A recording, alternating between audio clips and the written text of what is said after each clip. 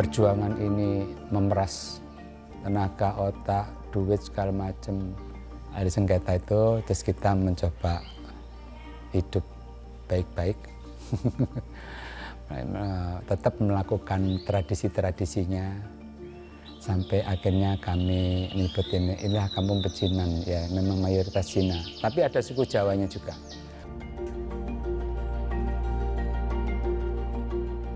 Kalau secara struktural udah ditempuh dan kita mentok, ya basis kulturalnya harus diupayakan dan dibangun gitu.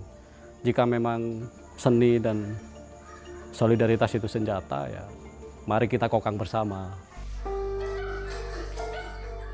Harus mempertahankan, perjuangkan lahan Tambak Bayan. Iya, sampai akhir tetes darah.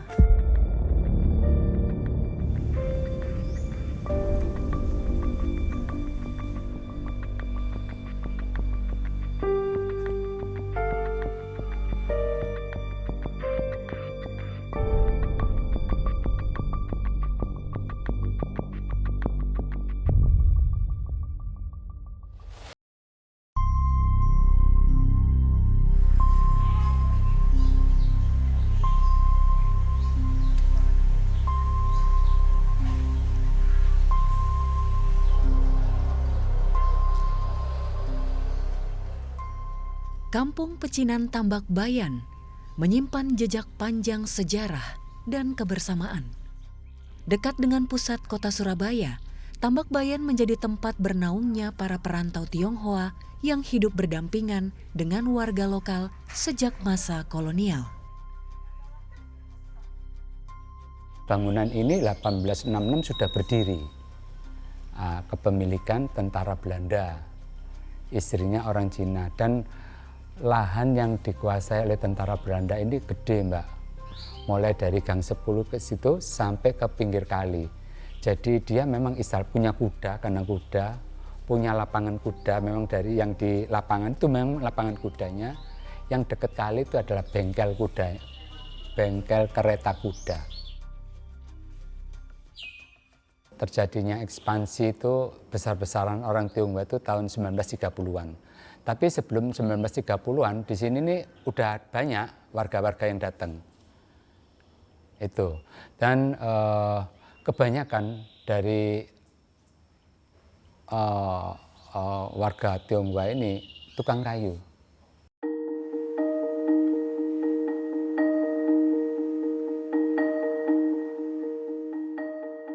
Lorong-lorong sempitnya dipenuhi rumah-rumah tua dengan sentuhan khas Tionghoa berpadu dengan nuansa Jawa yang kental. Di sini, kehidupan bukan hanya soal bertetangga, tetapi tentang merawat warisan bersama. Bagi warga, Tambak Bayan bukan hanya sekadar tempat tinggal, melainkan warisan, sejarah, dan ruang hidup yang harus mereka perjuangkan. Jadi pihak Telu mengklaim kalau ini lahannya dia. Kalau merujuk sama Undang-Undang Pertanahan, selama 20 tahun berturut-turut tanpa ganti orang yang penghuni, itu kan warga yang berhak. Ini loh pihak hotel enggak tinggal di sini, bukan warga sini. Ujuk-ujuk bisa mengantongi 2 SHGB yang dijadikan alat bukti di pengadilan. Sedangkan warga dari dulu sudah membayar namanya IPEDA, iuran pembangunan daerah, atas nama masing-masing. Memang kalau sekarang jadi PBB ya, memang PBB bukan bukti kepemilikan atas lahan kan, yang ngerti. Tapi di situ kan sudah menceritakan kalau warga tinggal di sini lama.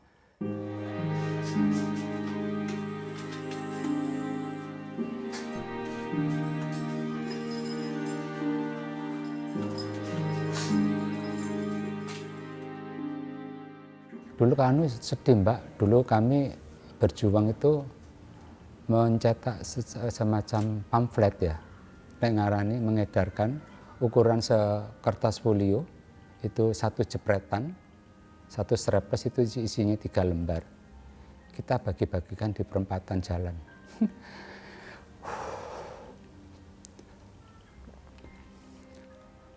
Jadi, mohon maaf, supaya bisa didengar gitu loh, bahwa kami juga bagian dari warga kota Surabaya.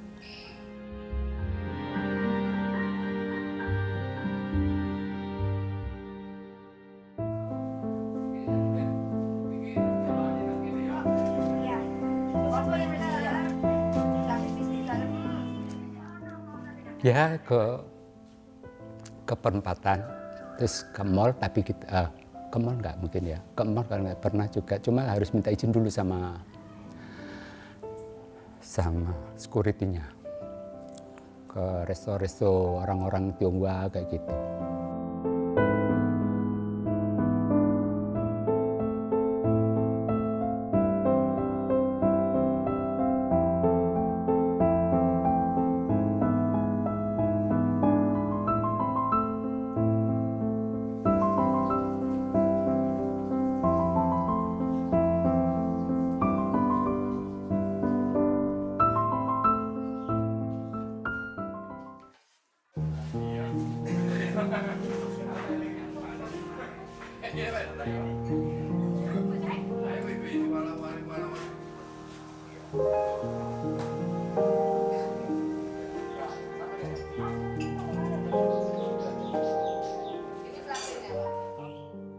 Liang Meiyen, seorang warga berusia 80 tahun, lahir dan besar di Tambak Bayan.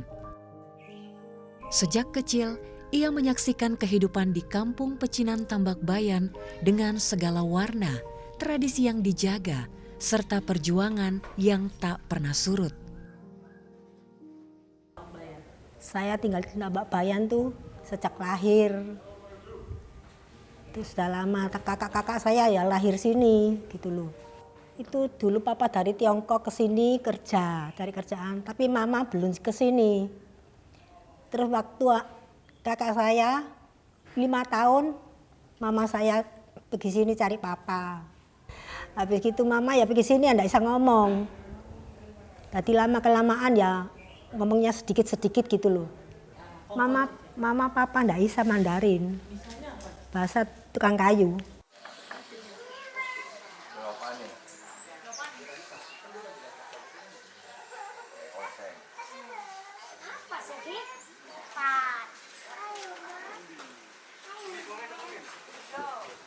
Ya, yang sedikit-sedikit masih, soalnya dulu mama kan pakai gituan aturan nih.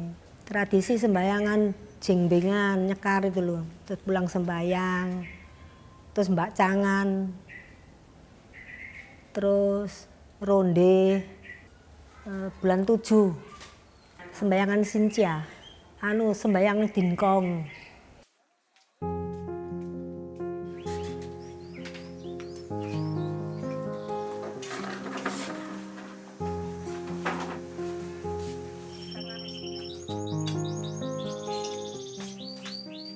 Taihang, Manggalan Taihang, rumah besar. Dulu sewa gitu ya, rumah satu itu 25 watt, 10 watt dia yang kasih. Tapi nek ada sing ndak cukup bate mati, ndak ada lampu.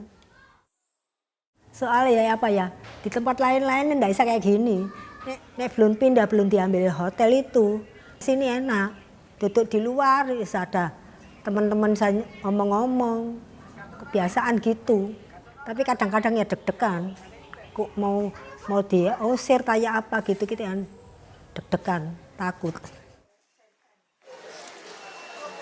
Dari Sanggar Madura untuk melestarikan budaya tari bandengan. Aplausnya saya minta. Oke, terima kasih. Wah, semangat ya. Ayo.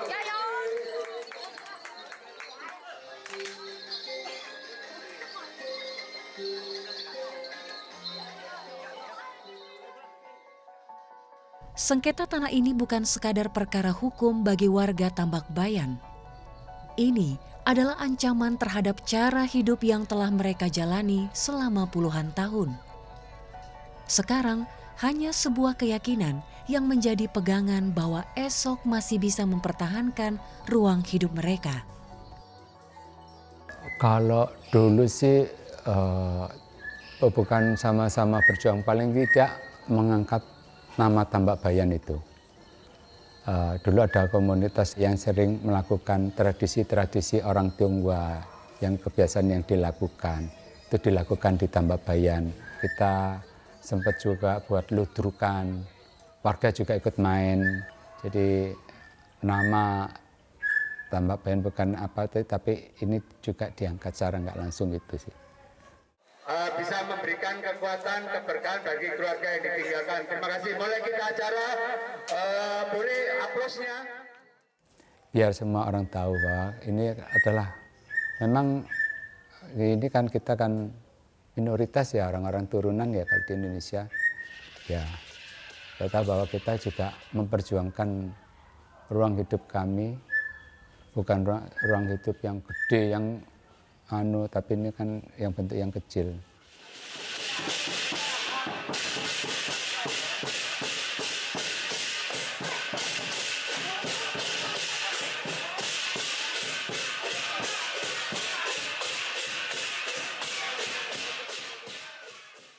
Warga yang berhak kan, kalau undang-undang pertanahan loh. Tapi ya karena ini kan mungkin kekuasaan dan uang. Jadi dari sengketa itu ada orang-orang yang sudah masa lansia, kurang lebih ada 9 orang yang meninggal.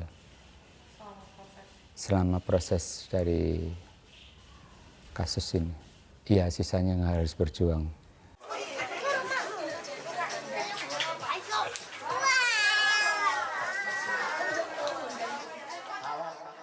Ya tetap kita akan jadi pikiran karena secara legalitas kita nggak ada kekuatan.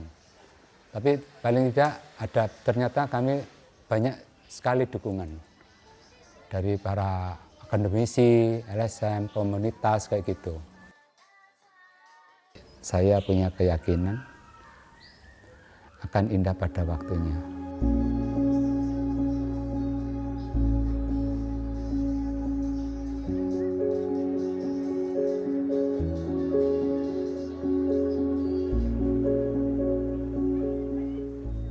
Ternyata saya harus punya kepasrahan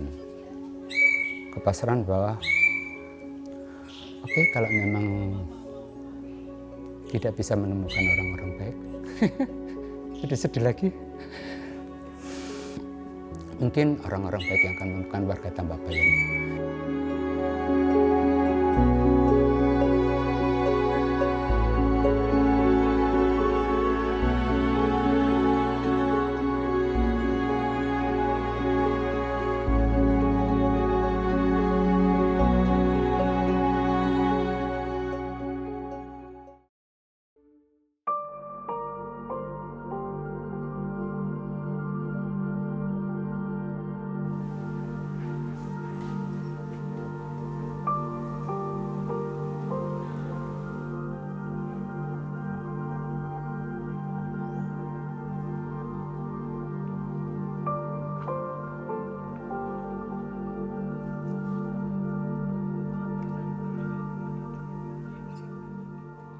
Mural-mural itu salah satunya bentuk perlawanan. Jadi dari OHS itu mengajarkan bahwa seni juga menjadi satu bentuk perlawanan. Jadi nggak harus secara fisik, dan mural-mural itu pun dasar dari apa yang keinginan warga itu yang digambarkan itu.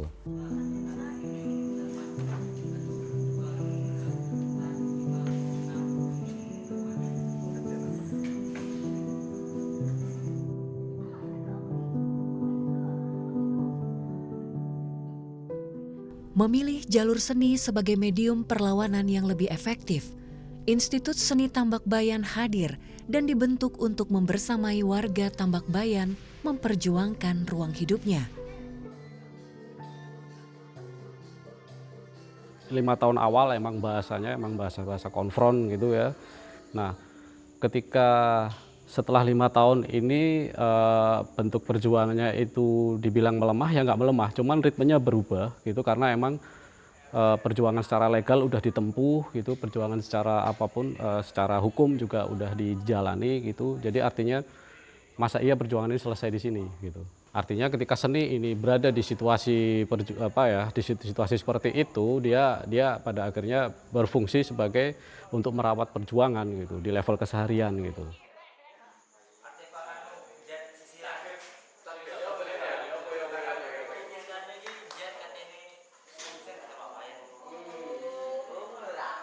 Di tengah pandemi, di tengah kondisi kita udah semakin terbatas, akhirnya kita memulai sesuatu yang dengan dengan semaksimal mungkin gitu.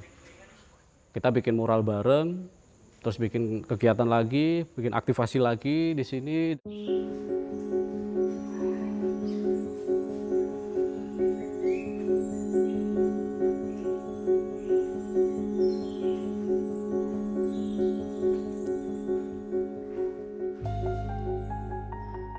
Melalui pameran benda-benda biasa, ISTB dan warga Tambak Bayan menampilkan koleksi pribadi warga sebagai refleksi atas kehidupan urban dan perjuangan mereka dalam menghadapi sengketa lahan. Menjadi simbol ketahanan dan harapan komunitas Tambak Bayan. Ya, aktivasi di sini itu sifatnya adalah ya kita bikin acara, bikin sesuatu supaya bisa bertemu gitu. Artinya acara-acara yang di sini selain sebagai pertunjukan dan acara dan sebagainya, ya fungsinya adalah sebagai ruang bertemu gitu. Jadi nggak bisa kita ngomongin perjuangan, terutama sengketa lahan, perjuangan agraria itu hanya berada di level legal saja. Itu menurutku ya itu perlu dan wajib, tapi ada sesuatu yang paling esensial adalah menguatkan di basis kultural warga.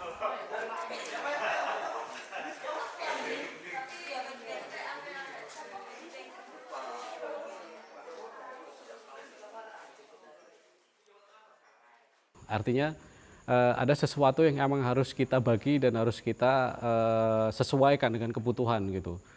Ketika ngomongin anak-anak gitu dan dewasa itu tentu berbeda ya. Kalau anak-anak tentu logikanya tetap logika bermain gitu kan. Tetap kita menyesuaikan, oh kebutuhannya anak-anak ini apa nih, oh kebutuhannya ibu-ibu atau bapak-bapak atau orang dewasa seperti apa gitu-gitu. Oke kita nongkrong, ya udah kita nongkrong gitu. Kita lagi ada pameran, judulnya pameran benda biasa. Jadi kita di sini memamerkan benda-benda miliknya warga Tambak Bayan. Ya misalnya ini gitu, ini ada patung macan sama pentungan gitu punyanya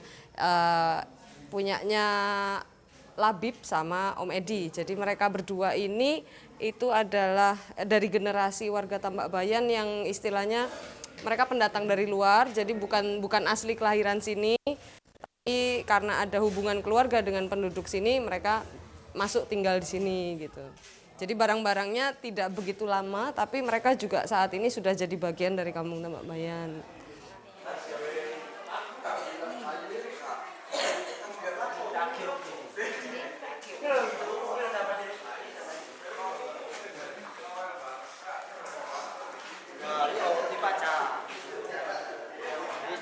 Bahasa kecilnya ini. Ah, ini.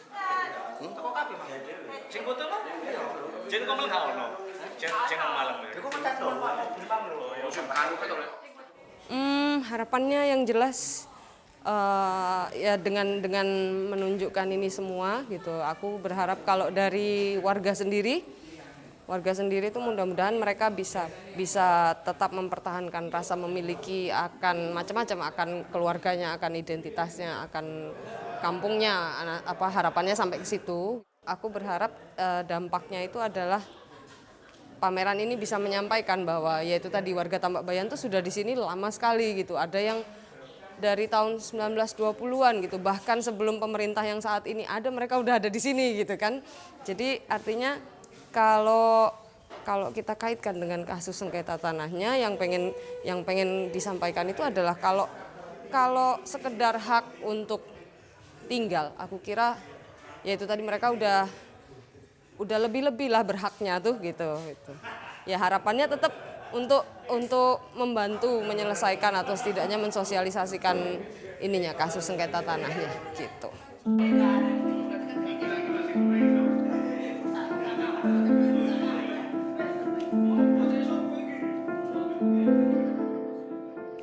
Saya bisa bertahan ini karena teman-teman ISTB. Kalau nggak ada teman-teman ISTB, saya nggak akan bisa bertahan. Ada Mas Bintang,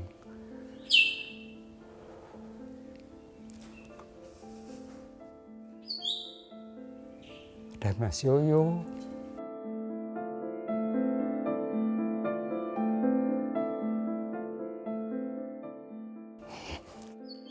ada Mbak Pinky.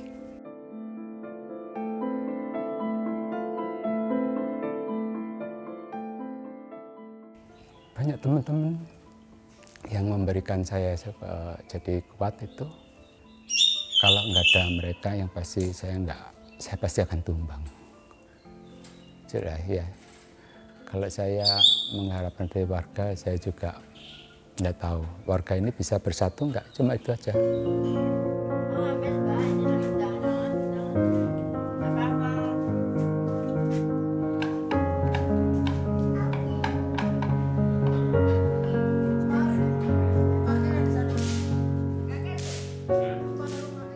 Ternyata bukan kami ini tidak sendiri, ternyata Indonesia tidak baik-baik aja. Hampir semua tempat kota ada isu tentang di mana orang-orang mempertahankan ruang hidupnya.